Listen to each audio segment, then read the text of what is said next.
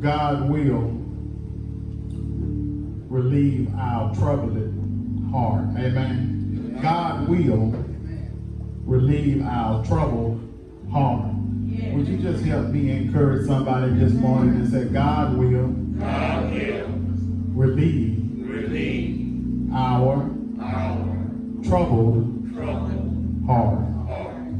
Yeah, Luke chapter 24, verse 38. Luke chapter 24, verse 38 is where I got our theme for this morning, our topic. You'll find these words recorded. Luke chapter 24, verse 38. Let me say hi to everybody that is zooming in this morning. Amen. I can't see you, but you can see me, and it's good to know that you're in. Amen. Luke chapter 24, verse 38. You'll find these words recorded. And he said to them, why are you troubled? And why do doubts arise in your heart? You may be seated. Just for a brief moment this morning. I'm not going to be long at all. Just for a brief moment, I want to talk about that God will relieve our troubled heart. Amen. God will relieve our troubled heart. Amen. When we look at the world's current condition, when we look at the news or read our newspaper,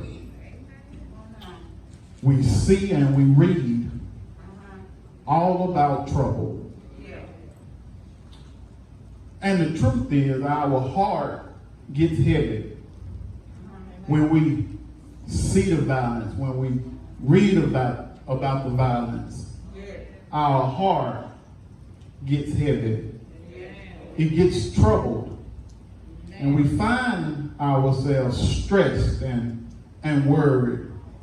When we turn on our television and all we hear is the coronavirus. Amen. Will America survive the virus? Amen. It has a way of making your heart be troubled. When we see those on ventilators and see the families that are impacted and losing loved ones, it makes your heart get troubled. Am I talking to anybody this morning? But I stopped by just to encourage you this morning. Amen. And I want to start by telling you this. Life will be filled with trouble. See, I just said something. Life will be filled with trouble. And the truth is that the trouble we face, it will either make us or break us. Depending on how we respond. Yeah, matter of fact, you see now that what they're saying in the world is we in this together. Amen. Because they understand that the trouble will either make us or break us. But the Bible tells us that there is unity and there is strength in unity. Amen. And so together we are able to conquer many things. So I want to tell you this morning that you're going to always have some trouble. Yeah, there will be some trouble in all of our lives. Yeah, as long as we got breath in this body, you're going to face some trouble. I don't know who I'm talking to this morning, but you think you should experience nothing because you're on God's side. You think that because I live for God, that should nothing happen in my life. But the truth is, that's totally opposite of how you should be thinking. Yeah, because We're going to have some trouble in this life. We all, my brothers and sisters, are going to have some situations to come up, and it's going to attack our mind and cause us to lose sleep at night. Am I talking to anybody? Yeah, trouble in my way. Huh? But I'm so glad that trouble don't last. We're going to always have some kind of trouble. So either it's going to make us or break us. So the good news is, tell somebody he already took the good news. The good news is that God will relieve us of our trouble heart. So it first starts like this, my brothers and sisters. We must understand that trouble is all a part of life. Tell somebody, trouble is all a part of life. Trouble is all a part of life. That's why Job writes this, that a man who is born of woman is a few days and full of trouble. All Job is saying to us is we got to understand that trouble is a part of life. Tell somebody, trouble is a part of life. Yeah, so we got to understand, my brothers and sisters, that trouble is a part of life. That at some point, and it don't matter how good I am, it don't matter how bad I am, that trouble gonna hit us all. You ain't got to go look for it because it's already a part of God's plan.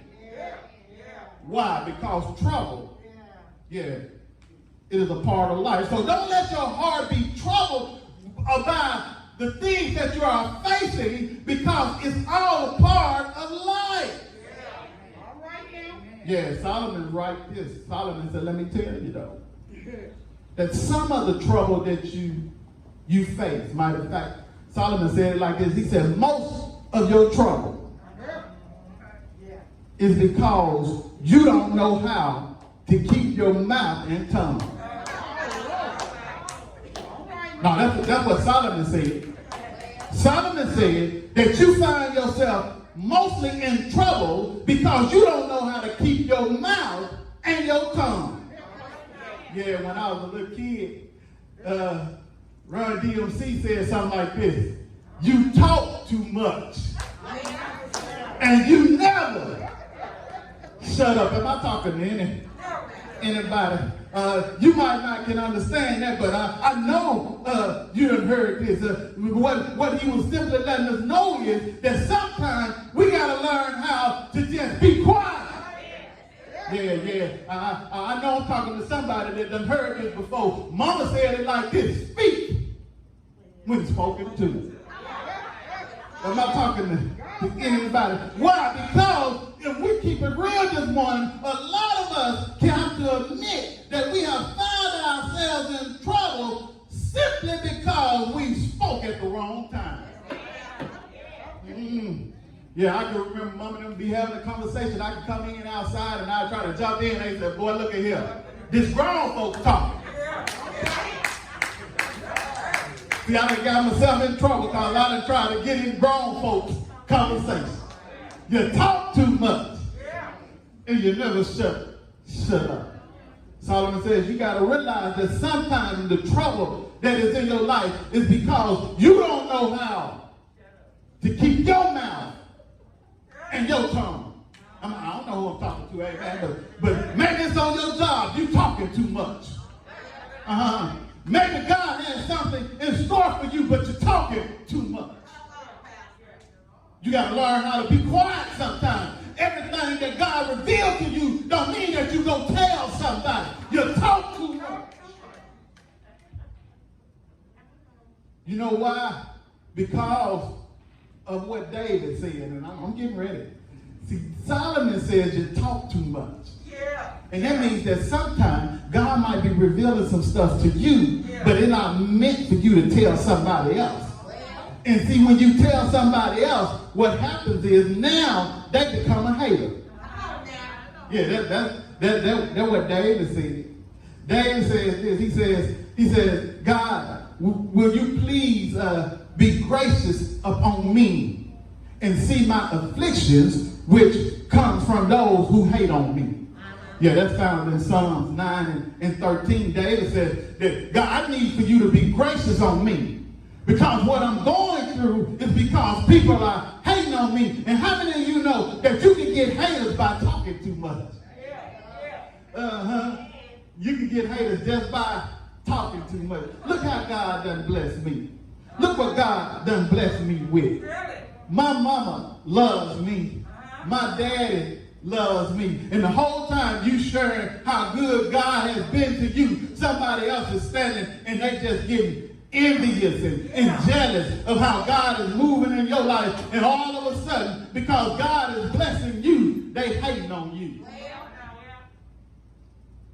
So he tells us, he said we got to learn how not to talk too much. And then when we ask God to have gracious mercy upon us because of the affliction that is caused by our haters. Can I tell y'all this morning that God knows that our heart is troubled. God knows that we go through, my brothers and sisters, when people are hating on us. God knows that it hurts us when we have children and when we have friends who talk to us. You know, some stuff that I tell you, I don't mean for you to go tell Sister Austin, amen. If I tell Deacon something, I might not want Sister Austin to know, so it ain't Deacon's business to go tell Sister Austin what I done confided in him. Amen. Some of us the same way. We got friends that need our ear sometimes. And they need for us to listen to what they're saying, but they can't even get what they need off of their chest in our ear because we're talking too much. Am I talking to anybody this morning? But I'm glad that I found out that God will relieve our troubling heart. Tell somebody, God will relieve your troubling heart. You know how he's going to do it? He's going to do it by using the trouble in our life. See, that's why trouble ain't bad. Because God is going to take the trouble in our life and use it for our good. Tell somebody, God is getting ready to use my trouble.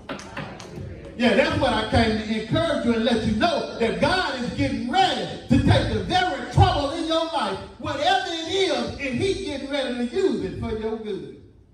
Yeah. See, God uses our trouble to get us ready. Tell somebody, God used my trouble to get me ready. See, God is getting us ready, and when God gets us ready, he has to allow us to experience some stuff in our life so that we can be transformed. Am I talking to anybody this morning? Have you realized that it was only because of the trouble that you went through that you was able to be who you are right now? And that's why when you testify, you can say, I'm glad I'm not where I used to be. I may not be where I want to be, but I'm so glad where I am now, because God took some trouble in your life and he used it and transformed you. Tell somebody, God is getting me ready. Yeah, whatever you're dealing with, God is getting you ready. Yeah, sometimes God has to allow us to experience some stuff so that we can get ready. Yeah, if Joseph was here this morning, Joseph would tell you, Austin know what he's talking about, because God, he gave him a vision one day. And he said, I did what Austin said, I talked too much. I went and told my brothers about the vision in front of my daddy, and all of a sudden they began to hate on me. And he said, I found myself being thrown in a pit. I went from the pit to Potiphar's house. But then I found myself being thrown from Potiphar's house into a prison. Just to get to the palace where God wanted me to be the whole time. But all I'm saying is that all of the trouble that I went through, God was getting me ready to be what he wanted me to be. So sometimes, my brothers and sisters, the trouble in your life, God is using it because he's getting you ready. Tell somebody, God is getting me ready. Yeah, he's going to use your experience in life to transform you. Not only will God use our trouble to get us ready, but God, he will use our trouble to grow us. Tell somebody, God is trying to grow me. See, he allows tests in our lives, but he don't tell us that they coming. Yeah. See, we might try to cheat if we know the test is coming. I ain't talking to those guys. Do I got any students in here? You remember, if you knew the test was coming, yeah, you'll write some answers on the back of your hand, amen. You'll write some answers under your sleeve because you knew the test was coming that day and you weren't quite prepared. So you said, well, I'm not really prepared like I need to be, but I know this question going to be on the test. And I know that this question going to be on the test. But see, God knows that you need to get ready. And if you stay ready, you don't have to get ready. So God said, I'm going to allow you to take some tests that you're not ready for. And they call storms. And sometimes when them storms come, yeah, we ain't ready at the time, but we adjust. Ain't that right? Amen. And so God, my brothers and sisters, he allows some tests to come, but he ain't going to tell us what time they come. He ain't going to tell us what day they is. But he wants you to know that it's coming. Amen. And that's all I'm telling you today, that you're going to have some trouble in your life, but you got to realize that sometimes your trouble is because you talk too much. Sometimes your trouble is because of haters. But the good news is that God is going to take that trouble. Yeah. And make you better. So God uses our trouble, my brothers and sisters, to grow us. He don't tell us when it's coming. He just put it on us. Said somebody, he sure put it on me. Am I talking to him? Have you ever just been through some stuff and be like, God put it on me? And you know it wasn't nobody but the Lord doing it? You know it was like this. God, I know this. God, you trying to grow me. God, I know it's you working on me. And that's how we have to look at the trouble in our life. We have to understand that God is just working on us. So God put it on us. And God says this. He said, well, you said that you was ready. Yeah. He said, you said that you was ready to be on the battlefield. You said that you was ready to hold up the bloodstained banner. And he said, so you can't just talk about it. You got to be about it. And that means that if you're going to be on my side, that you got to be ready at all times. Yeah. So he take the trouble in our life and he use it to grow us. Test us to see how well will we do in the midst of a crisis. See, that's why when you face trouble, my brothers and sisters, as a child of God, your head still should be up high. See, as a child of God, we should never walk around like there's no hope. We should always, my brothers and sisters, keep hope alive. All God is doing is he taking us out of the realm of theory to reality. He's taking us from fiction to realness. Amen. You got to understand that God is real. So he starts with allowing us to live out our faith in the world. Yeah. You said you're a child of faith. God said, well, live it out in the world. Live it out in the midst of this pandemic. You say you belong to me, then keep your head up. Walk with power and strength, knowing that greater is he that is in me that is in the world. Knowing that God takes it and makes us stronger by growing us. To develop us, God has to allow us to go through the fire. Tell somebody, God gotta let me go through the fire. Look what James said. James said this in 1 and 3. He says, the trying of your faith worketh patience. It is through faith and patience that we inherit God's promises. And that's why God has to allow our faith to be tried. Amen? We inherit God's promises through our faith being tried. So not only will God use our trouble to grow us, but God will use our trouble to guide us. Yeah. Tell somebody this for me. Look at somebody and just tell them this. Sometimes God must knock us down to get us moving. See, y'all didn't tell nobody. Tell the other neighbor that didn't even look like they even wanted to hear that. Say, sometimes God gotta knock us down to get us moving. Trouble often point us in a new direction. And it motivates us to change.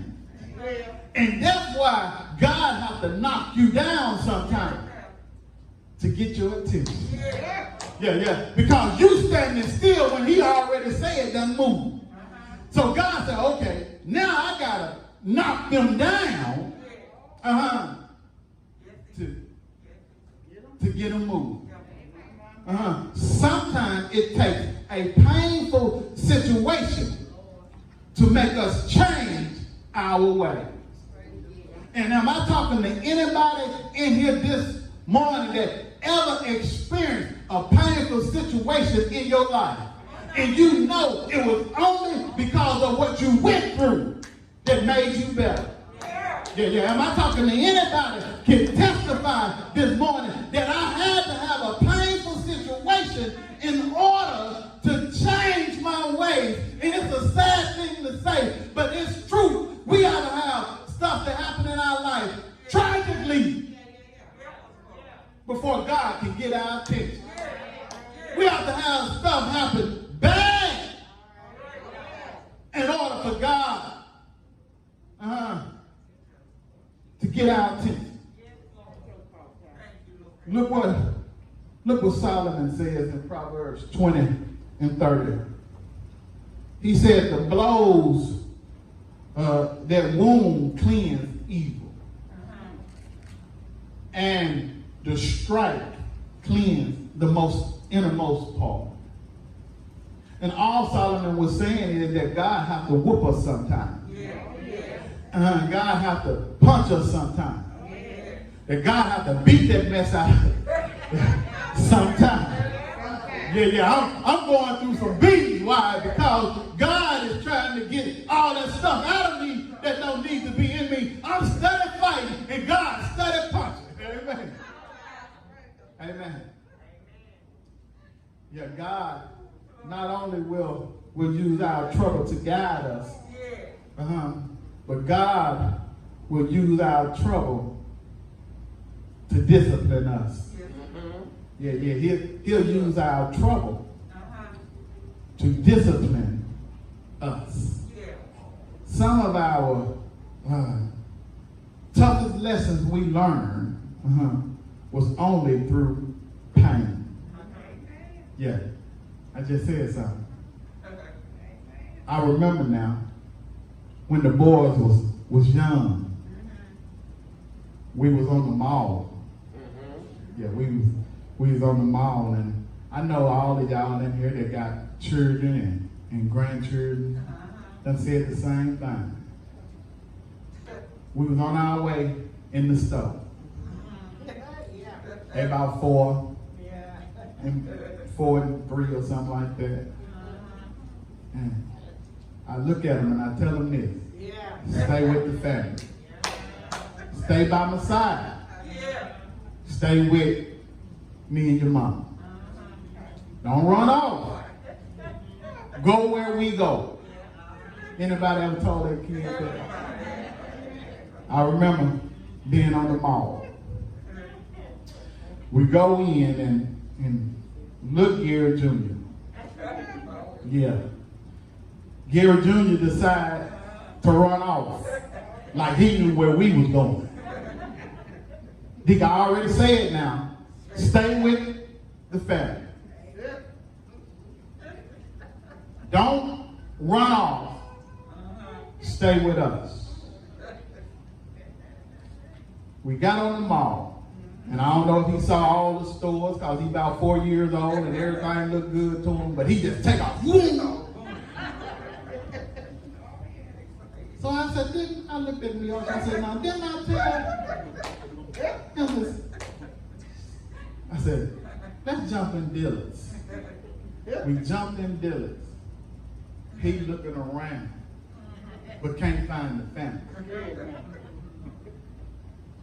He can't see us. See, I'm already finna go. He can't see us, but we see him. He lost the family, but the family never lost him. He's crying. He's scared. He's worried. His heart is troubled. But yet, his father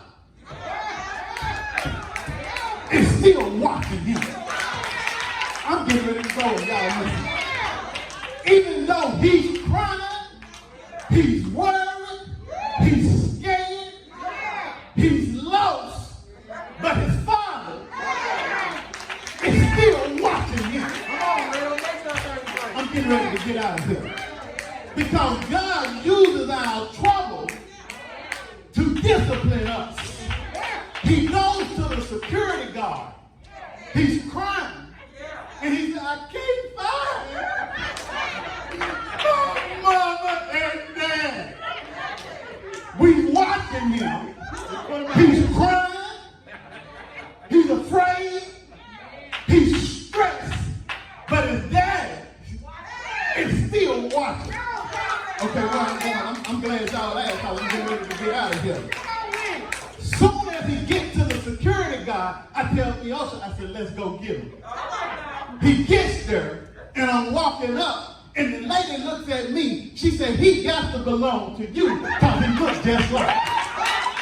I said, yes, ma'am. We was watching him the whole time. What I'm saying that God has to allow us to get lost sometimes. Okay, what I'm saying is this. Gary got lost from the family, but the family never lost Gary. But on that day, Gary learned a very valuable lesson. Y'all want to know what the lesson was? He learned never to run away from the family again. That my safety is being with my family. And all I'm saying to somebody this morning is that sometimes God is just right there watching while you done ran off. And it's time now for us to go out and tell those who done ran away from the family, it's time now to get back to the family. Sometimes we only learn valuable lessons when we have to lose some stuff. I don't know who I'm talking to today, but maybe you had to lose a bit of your health to understand how valuable health really is. Maybe you had to lose some money to know next time that when I get my hand on some money, I won't lose it next time. Maybe you had to lose a relationship because the relationship you was in wasn't good for you. But maybe it was good for you, but you didn't value it. And so God said, well, the next time I present you with a relationship, you will know how to hold on to it. I'm getting ready to get out of here today, but I'm so glad that I was able to tell somebody that God will. Tell somebody, God will. God will. He will. I said, God will. And if you know He will, you ought to be a witness. Tell somebody that God will make our trembling heart feel better. Have you tried Him today? Have you ever turned anything around for you? If He have, why don't you say yeah? Yeah for the Father. Say yeah. Yeah for the Son. Say yes. Yes for the Holy Spirit. And they all say one. Won't He do it? Won't He turn it around into the hill? Won't He do it? I'm so glad that my Father is still watching me. Even though I run off sometimes, He's still watching me. Even though I don't always do what He tells me, He's still watching me. I'm so glad that He's doing it. Anybody glad about what the Lord has done? If you know you've been good to you. Why don't you high five somebody and tell him He's good? He's good. He's good. He's real good. He's good. He's all good. He's good. He's good.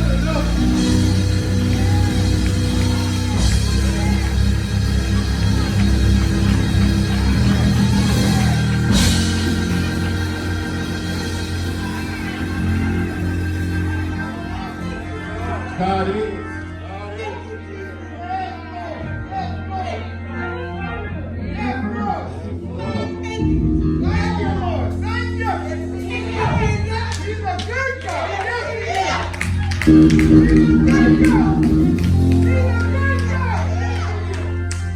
Won't He do it?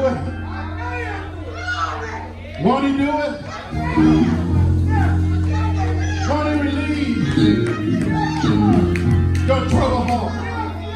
Won't He do it? I said, won't He relieve it?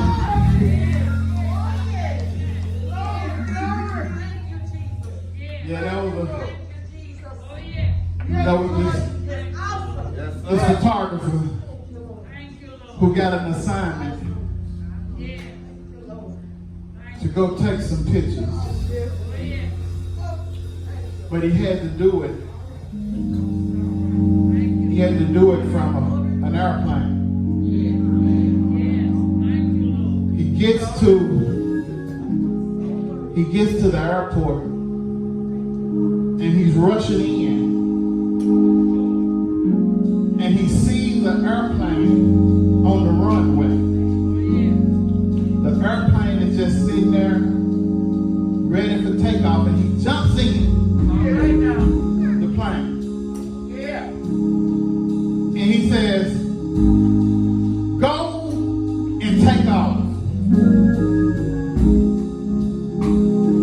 So the guy takes off. And he tells the guy, he said, go down by the fire, because I got to take pictures of the fire. The pilot looks back at the photographer and he said, you said do what? He said, go down by the fire He said, I'm the photographer and I got to take pictures of the fire. The pilot looks back and he said, you not the instructor? Y'all just missed it. He is in trouble. Because he is there with the plane, with somebody just now learning how to fly. He took off because he thought he was an instructor. See, sometimes we take off because we think we with the instructor. But the truth is, there's only one instructor. And you better be sure that he is on